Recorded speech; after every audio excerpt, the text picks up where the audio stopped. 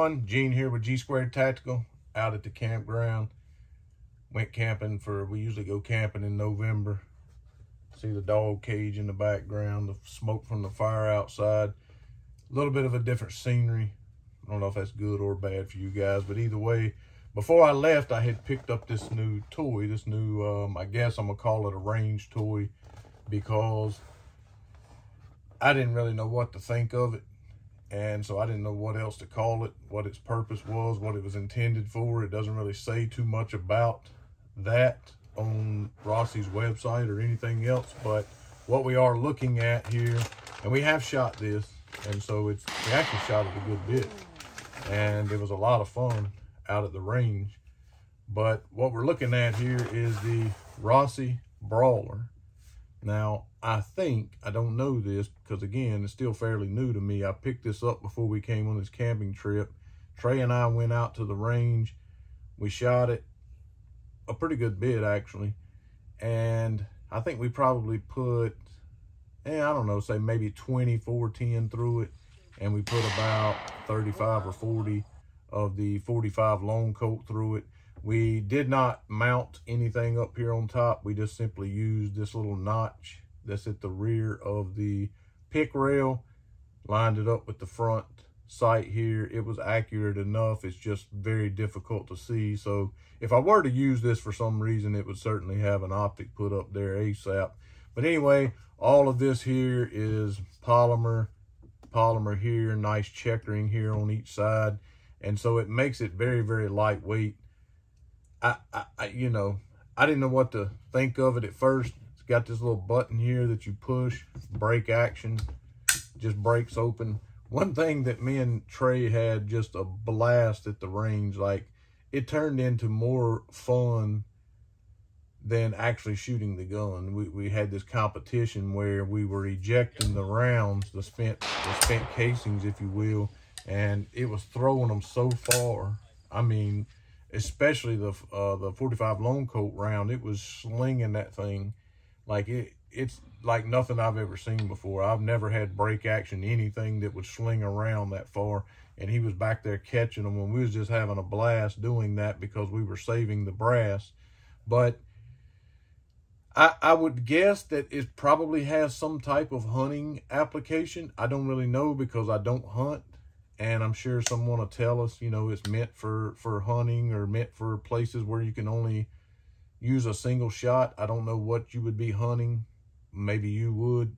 Don't, send me hate mail because I don't know what you would be hunting because, again, I don't hunt. But as I mentioned, it will shoot 45 long coat and the 3-inch Magnum 410 shot shells. It has a 9-inch alloy barrel. And it has a 1 in 24 rate of twist and an overall length of 14 inches and an overall weight of 36.8 ounces. It is very, very light. And it did have a little bit of a oomph, a little bit of a kick with the 410.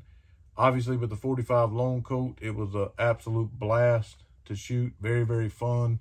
It looks like this front sight just has a torque screw, so the front sight can probably come clean off of there. And like I said, it does have a 1, 2, 3, 4, 5, 6, 7, 8, 9, 10 slot pick rail, weaver rail, whatever here up at the top. And that too looks like it can be removed. So I don't know why you would want to do that, but if you did, you did. And it looks like the rear sight here would stay in place. It looks like the pick rail will come right off around that. So, yeah. I just literally just looking at it just now, it looks as though, I could be wrong about that, but it does look like that pick rail will come off right off from around this rear sight if you just wanted to remove that altogether. But for me, like I said, even with this rail gone, I'm not so sure that I could see with the hammer back. I just could not hardly pick up that front sight between that little notch in the rear there. So I would certainly put a reflex up here. It does have a cross bolt safety, and I mean, just like you would see on about any break action rifle or even some bolt action rifles, it's just a cross bolt safety here. You do push, like I said, the button here right behind the hammer or to the right of the hammer to break it open, and it will throw the brass out. As I mentioned, it is rifled, and with the 45 Lone Colt, we were shooting decently accurate with it. But again, like I said, if I could get me a red dot up here, I feel like that would be a lot better, do a lot better with that. The grip, I don't know if you can get a different one. I don't know why you'd want to, because this has the grip on there that you're accustomed to seeing on the tracker. Some of the tracker models they had, the 454, I think they had it in a 44. Anyway, it has this very, very nice plush, if you will, you know, this blue piece down the back. And like I said, I do think they make this in a couple of different colors, like maybe a gray, maybe a green, an OD green or something. I'm not really sure, but this grip, much like on the tracker model revolvers, absorbed the recoil fantastically. Don't know if that's a word, but I made it one today, and it was actually a lot of fun to shoot out at the range. Now, practicality, I don't know. If you had some pests, you know, maybe it'd be good for that. Definitely good for that, like a snake gun or something. Maybe some little rodents around the house or something. I don't know. Again, maybe for applications where you have to shoot single shot hunting. I'm not sure about that either. Has a very nice wide trigger guard here, so if you had gloves, you'd have no problem shooting with that. And yeah, it was a ton of fun out at the range. Actually, not a bad trigger at all for a sub. Like, now the MSRP I believe is like $239, $249, something like that, but I bought this, well, actually with tax I did pay about $240 for this, but I have seen it for sub $200. So for sub $200, it was an absolute blast to shoot out at the range, and well worth the money. I mean, there was no malfunctions. Even after getting this thing very hot with some 410 and 45, after we probably put, I don't know, 60 rounds or so through it, there was no problems. Actually, it seemed to actually loosen up as we were shooting it and ejecting the rounds with no problem, no seizing up of any kind, no issues whatsoever. The trigger is actually kind of good for, like I said, a sub $200 gun in some cases. Zero grit when you pull the hammer back, and I know somebody's gonna, you know, you shouldn't be doing that. You shouldn't be pulling the trigger on the empty chamber like that. I'm doing what I'm doing, okay?